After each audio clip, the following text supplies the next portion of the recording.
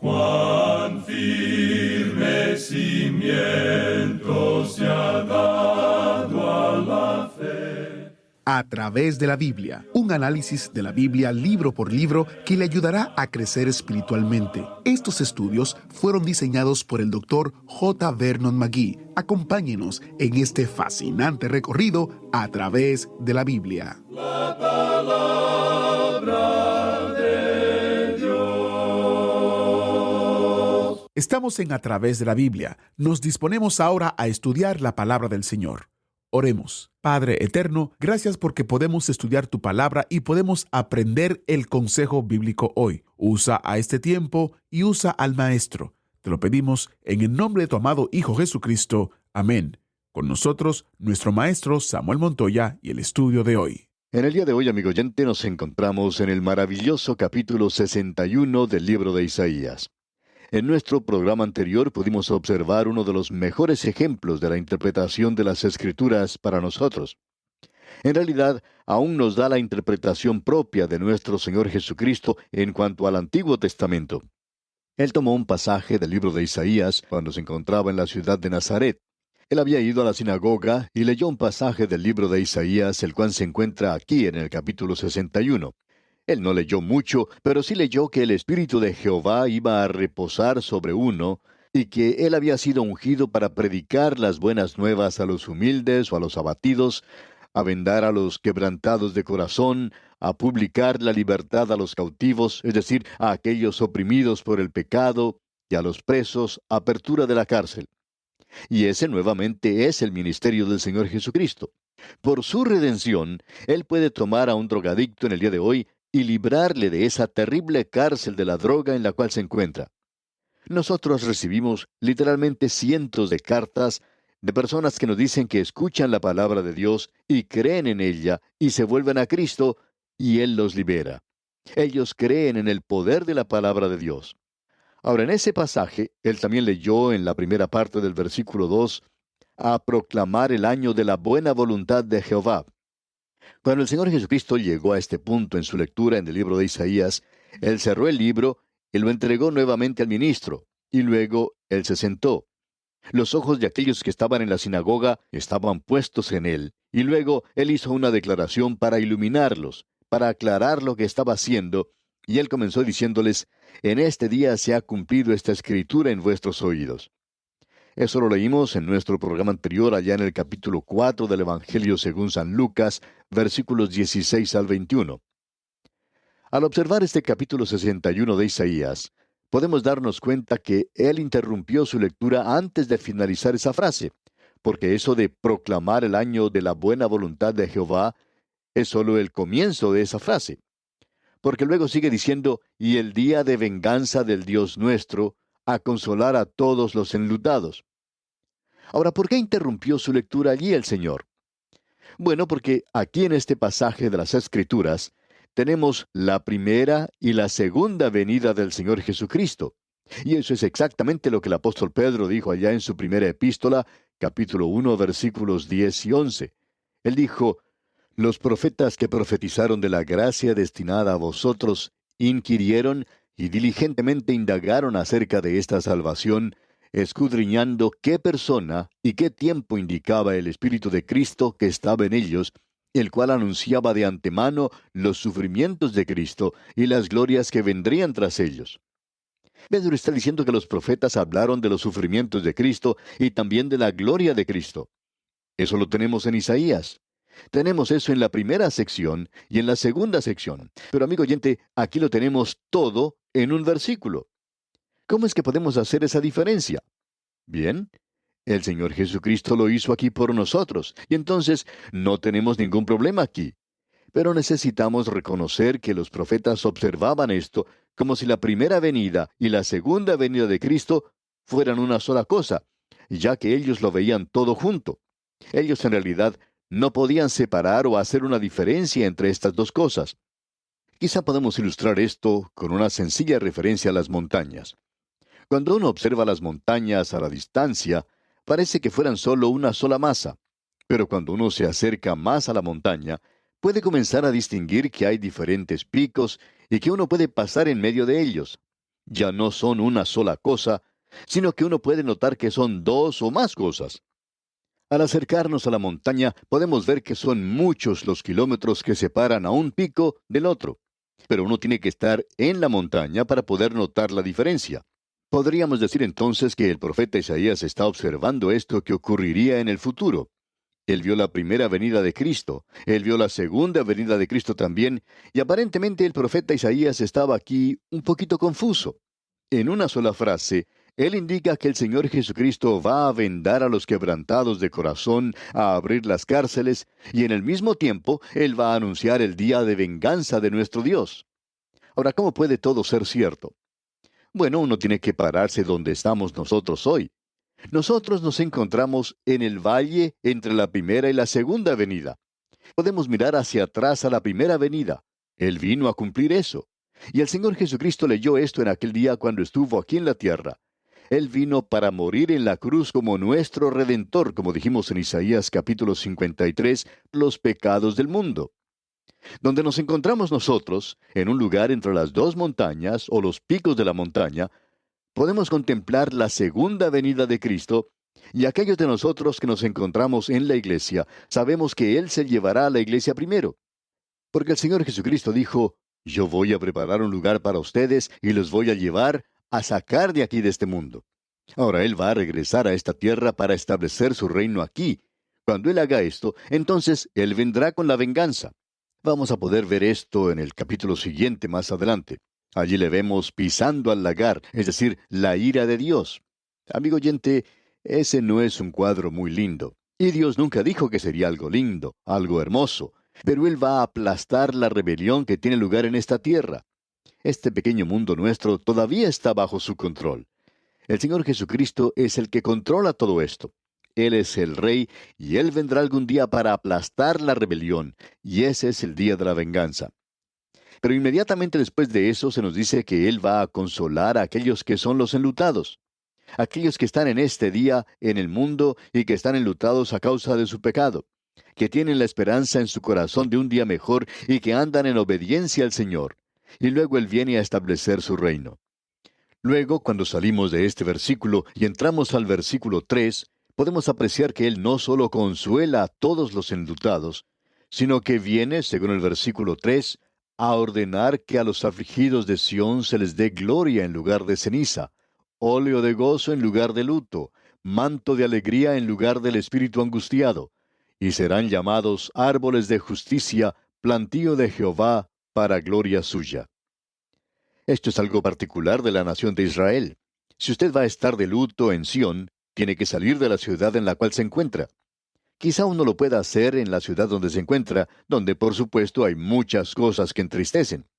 Pero creemos que Isaías conocía su geografía, y por tanto cuando él dijo Sión, él no quiso decir Bogotá, él no quiso decir Caracas, o Quito, o Montevideo, o Buenos Aires, ni ninguna otra ciudad. Sión es Sión, y ese es un lugar geográfico muy bien conocido para Isaías. Leamos nuevamente en el versículo 3 lo siguiente, y estamos leyendo en el capítulo 61 de Isaías, versículo 3. Dice, a ordenar que a los afligidos de Sión se les dé gloria en lugar de ceniza, óleo de gozo en lugar de luto, manto de alegría en lugar del espíritu angustiado, y serán llamados árboles de justicia, plantío de Jehová para gloria suya. Podemos ver que más allá del día de venganza, el cual es amplificado cuando llegamos al capítulo 63, se encuentra la paz y la prosperidad del milenio. E Isaías está usando un juego de palabras aquí, no tenemos ninguna duda en cuanto a esto. Con la gloria, en lugar de ceniza, es como decir en nuestro idioma que cambiará el juicio por gozo, el suspiro por un cántico. Es decir, que después del clamor y del juicio vendrá gozo y canto.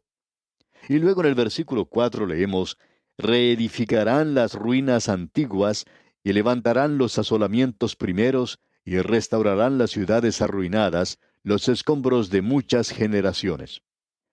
La tierra de Israel será rejuvenecida, y será restaurada su belleza edénica en esa época. Lo que está sucediendo allí ahora es algo enteramente maravilloso. Y lo que está sucediendo ha hecho que un gran erudito en materias hebreas, el doctor Albright, asumiera una posición ahora que él cree en Cristo. Esa nación que había estado fuera de su propia tierra por unos 2500 años, ha regresado.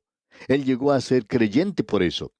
Pero debemos tener mucho cuidado porque no estamos viendo ahora el cumplimiento de esta profecía. Cuando uno ubica esto en el orden que le corresponde, podemos apreciar que tendrá lugar al comienzo del milenio. Y el caso es que no estamos allí en ese instante. Ahora, en el versículo 5 de este capítulo 61 de Isaías leemos: Y extranjeros apacentarán vuestras ovejas, y los extraños serán vuestros labradores y vuestros viñadores. Aquí tenemos un verdadero cuadro de prosperidad. Y luego en el versículo 6 tenemos más bendiciones. Leamos: Y vosotros seréis llamados sacerdotes de Jehová, ministros de nuestro Dios seréis llamados. Comeréis las riquezas de las naciones, y con su gloria seréis sublimes. Si usted quiere saber lo que hará Israel durante el milenio, aquí tenemos la respuesta. Ellos van a ser un sacerdocio de creyentes. Esa era la intención original de Dios, de que toda la nación de Israel llegara a ser sacerdotes. Eso lo podemos leer allá en el capítulo 19 del libro de Éxodo, versículo 6, donde dice: Y vosotros me seréis un reino de sacerdotes y gente santa. Estas son las palabras que dirás a los hijos de Israel. Debido al pecado de ellos, esto nunca llegó a tener lugar, pero sí será realizado en el milenio. Esa es la intención de Dios, de que esto tenga lugar. Y no solo eso, sino que en el versículo 7 de este capítulo 61 de Isaías dice: En lugar de vuestra doble confusión y de vuestra deshonra, os alabarán en sus heredades, por lo cual en sus tierras poseerán doble honra y tendrán perpetuo gozo. Aquí se nos habla del gozo completo. ¡Qué hermoso día que llegará a ser ese! Y en el versículo 8 leemos: Porque yo, Jehová, soy amante del derecho, aborrecedor del latrocinio para holocausto. Por tanto, afirmaré en verdad su obra y haré con ellos pacto perpetuo. Es decir, que sus vidas entonces adornarán su ritual o rito religioso. Usted recuerda que hemos estado observando pasajes en las Escrituras donde ellos estaban pasando a través de ritos nada más, y el Señor los había condenado a ellos por eso, porque su corazón estaba lejos de todo esto, o sea, estaba alejado de Él. Y luego se nos dice en el versículo 9: Y la descendencia de ellos será conocida entre las naciones, y sus renuevos en medio de los pueblos. Todos los que los vieren reconocerán que son linaje bendito de Jehová. Es decir, que el antisemitismo llegará a su fin, y el prosemitismo estará aquí sobre la tierra, y ellos serán testigos genuinos de Dios. No creemos que lo sean en la hora presente. No creemos que la iglesia en el día de hoy esté cumpliendo con aquello que puede hacer. Creemos que estamos siguiendo el programa de Dios y está dando resultado, pero notemos que Él dice: llegará el día cuando tendremos la apariencia de la piedad, pero se negará el poder de ella. Vemos ahora, en la tercera sección, que existe una diferencia verdadera entre la primera y la segunda venida de Cristo, como se presentó aquí, y que el Señor presentó esta diferencia en los primeros 3 versículos. Luego tenemos esa anticipación del reino de paz y bendición que será establecido en el milenio. Esto nos permite mirar hacia el milenio, ese pasaje que acabamos de concluir ahora. Podemos ahora ver algunas de las cosas deliciosas del milenio en los próximos 2 versículos. Leamos la primera parte del versículo 10 primero. En gran manera me gozaré en Jehová, mi alma se alegrará en mi Dios. ¿Cómo me gustaría ver que más creyentes pudieran tener más alegría al ir a la iglesia? Me gustaría que ellos disfrutaran de eso mucho más. Quisiera que el estudio de la Biblia llegara a ser una experiencia más emocionante para todos. Debería serlo. Y Dios tenía la intención de que así fuera, porque en la última parte del versículo 10 dice: Porque me vistió con vestiduras de salvación, me rodeó de manto de justicia, como a novio me atavió, y como a novia adornada con sus joyas. El Mesías continúa hablando aquí, y al hacer eso, todos aquellos que son suyos pueden unirse en un salmo de alabanza. Dice aquí el versículo 10, en su primera parte: En gran manera me gozaré en Jehová, mi alma se alegrará en mi Dios. El problema, amigo oyente, hoy es que hay muchos creyentes que no pueden regocijarse en el Señor. Deberían hacerlo, pero están fuera de comunión, están pecando demasiado y están fuera de la voluntad de Dios y marchan solo en su propia voluntad. Pero el versículo 11 nos dice, porque como la tierra produce su renuevo, y como el huerto hace brotar su semilla, así Jehová el Señor hará brotar justicia y alabanza delante de todas las naciones. Podemos apreciar aquí que ellos no solo recibirán beneficios materiales, progreso físico, sino que las verdaderas bendiciones van a ser espirituales en ese día. Ahora, en el capítulo 62 de Isaías, encontramos más detalles en cuanto a los gozos milenarios de la restauración de Israel y de la tierra como en aquel día. Aquí encontramos el deseo del Mesías, la esperanza de Él por estos gozos anticipados, y esto es algo que debería existir también en el corazón de todo creyente hoy.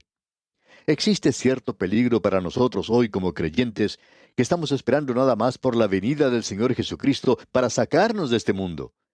Esto puede ser nada más que cierta forma de escape. La gente tiene problemas grandes, y entonces lo que buscan es que el Señor venga a llevárselos. Cierto joven estaba estudiando en un seminario, y cada vez que le tocaba estudiar el idioma hebreo, él suspiraba y decía, si el Señor llegara esta noche y nos llevara. Él en realidad no era que buscara que el Señor lo llevara, sino que a él no le gustaba estudiar hebreo. Y por eso era que quería que el Señor viniera. Cuando llegó el momento de finalizar sus estudios, al otro día de recibir su diploma, una hermosa muchacha vino del Canadá, y ellos se casaron, y este joven entonces ya no decía lo mismo, sino que él decía, espero que el Señor no venga por lo menos durante unos cuantos días. Claro, así es como muchos de nosotros somos en realidad. Decimos que queremos que Él venga, pero lo que sucede en realidad es que algo está sucediendo que no nos conviene o nos disgusta, y queremos escapar de eso. Pero no debería ser así, amigo oyente. Note usted ahora el cuadro que se nos presenta aquí. Tenemos la ambición del Mesías para Israel en los primeros 5 versículos. Luego, la santificación del pueblo de Dios para el milenio. Y luego, el anuncio del Señor para aquel día futuro. Vamos a destacar estas cosas al avanzar en este estudio. Primero entonces tenemos la ambición del Mesías, y leemos aquí en el primer versículo de este capítulo 62 de Isaías, por amor de Sión no callaré, y por amor de Jerusalén no descansaré, hasta que salga como resplandor su justicia, y su salvación se encienda como una antorcha. ¿Sabe usted, amigo oyente, la razón por la cual Jerusalén no puede tener paz hoy?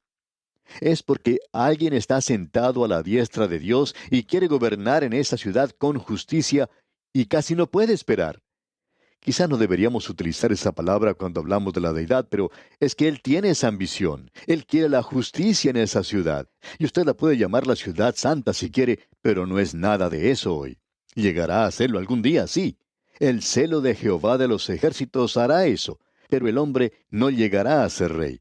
Tampoco lo podrán hacer las naciones, de eso estamos seguros. No creemos que nadie pueda brindar paz a este mundo, pero aquí tenemos a alguien que sí puede hacerlo. Así es, solo el celo de Jehová de los ejércitos. Por tanto, aún hoy, toda la creación y todos los creyentes están gimiendo en su estado presente al poner su mirada en el futuro. Ese día viene y nosotros tenemos el derecho de gemir por ello. Peregrino creyente hoy, ¿no está usted cansado de esta jornada terrenal y desea la comunión con el Padre? Esa es la pregunta para nosotros hoy. Ahora, en el versículo 2 de este capítulo 62 de Isaías leemos, Entonces verán las gentes tu justicia, y todos los reyes tu gloria, y te será puesto un nombre nuevo, que la boca de Jehová nombrará. Un corazón nuevo, una situación nueva, una tierra nueva, una justicia nueva. Bueno, todo eso requiere un nombre nuevo. Este hombre que soy yo en el presente va a pasar, y no sé lo que será el nuevo, pero será algo nuevo, y nosotros estaremos en una nueva Jerusalén, debemos decir de paso. Pero qué cuadro maravilloso que se nos presenta aquí del futuro. La redención no solo tiene que ver con la iglesia, sino con la nación de Israel y con esta tierra. Todos nosotros estamos gimiendo y esperando por aquel día cuando tendrá lugar esa gran liberación. Luego en el versículo 3 de este capítulo 62 de Isaías leemos, Y serás corona de gloria en la mano de Jehová, y diadema de reino en la mano del Dios tuyo. Israel tendrá una posición nueva.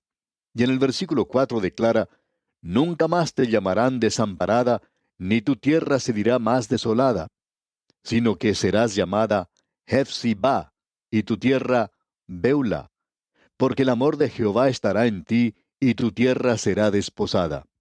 Consideremos lo que se nos dice aquí. Israel ha sido desamparada. Ese es el cuadro que tenemos. Y el nombre de Israel, desde la crucifixión de Cristo, todo lo que uno puede decir cuando observa esa tierra es desamparada, desolada. Ese es el nombre y esa es la descripción de eso. Pero en el reino que viene será llamada Hefzibá. Ese es un nombre un poco raro, pero quiere decir mi deleite está en ella. Entonces será un lugar delicioso. Ya hemos dicho anteriormente que no nos gusta Jerusalén como se encuentra hoy, pero llegará a ser un lugar de deleite en aquel día. Beula quiere decir casada. Es decir, que el rey está presente para protegerla, y su presencia significa gozo. Y se nos dice en el versículo 5, pues como el joven se desposa con la virgen, se desposarán contigo tus hijos, y como el gozo del esposo con la esposa, así se gozará contigo el Dios tuyo. Él se goza sobre Israel como se goza el esposo con la esposa. Ahora en el versículo 6 tenemos la anticipación del pueblo de Dios. Leamos. Sobre tus muros, oh Jerusalén, he puesto guardas. Todo el día y toda la noche no callarán jamás. Los que os acordáis de Jehová, no reposéis. Esta esperanza es algo contagiosa. Cada persona que piensa correctamente puede orar por la paz de Jerusalén esperando aquel día. Y ahora en el versículo 7 dice, ni le deis tregua hasta que restablezca a Jerusalén y la ponga por alabanza en la tierra. Dios dice, no descansaré hasta que Él venga por derecho propio como el gobernante. Ahora en el versículo 11 tenemos el anuncio del Señor para ese día futuro. Leamos el versículo 11. He aquí que Jehová hizo oír hasta lo último de la tierra, decida la hija de Sión, he aquí viene tu Salvador, he aquí su recompensa con él, y delante de él su obra. Este anuncio es pertinente para la hora presente, como nos indica este versículo. Nosotros deberíamos presentar el Evangelio a cada israelita diciéndole el plan completo de la salvación de Dios, y la segunda venida de Cristo quiere decir la segunda venida de Cristo para establecer su reino aquí para ellos, del Mesías que es su Salvador hoy. Y luego en el versículo final de este capítulo 62 de Isaías leemos, y les llamarán pueblo santo, redimidos de Jehová, y a ti te llamarán ciudad deseada, no desamparada. Ellos no son eso hoy. No es la tierra santa hoy, pero lo será. Jerusalén es una ciudad olvidada hoy, pero en aquel día será diferente. Eso es lo que se nos está diciendo aquí. ¡Qué glorioso futuro el que tenemos aquí! Y necesitamos saber acerca de estas cosas. Se encuentran en la palabra de Dios. Bien, amigo oyente, vamos a detenernos aquí por hoy, y Dios mediante, vamos a continuar nuestro estudio en nuestro próximo programa cuando entraremos a considerar el capítulo 63 de Isaías. Es nuestra oración que el Señor derrame en usted sus ricas y abundantes bendiciones. Agradecemos que nos acompañara en el estudio de hoy. Le invitamos a que visite nuestro sitio en internet a través de la biblia.org. Ahí puede suscribirse para recibir las notas y bosquejos de lo que estamos estudiando y noticias del ministerio. También encontrará la variedad de libros y materiales gratuitos que tenemos para usted. El sitio es a través de la biblia.org. Todo lo que hacemos es posible gracias al Señor y a personas como usted que se unen a nosotros en la obra de llevar la palabra entera al mundo entero. A través de la Biblia es una producción de Radio Transmundial.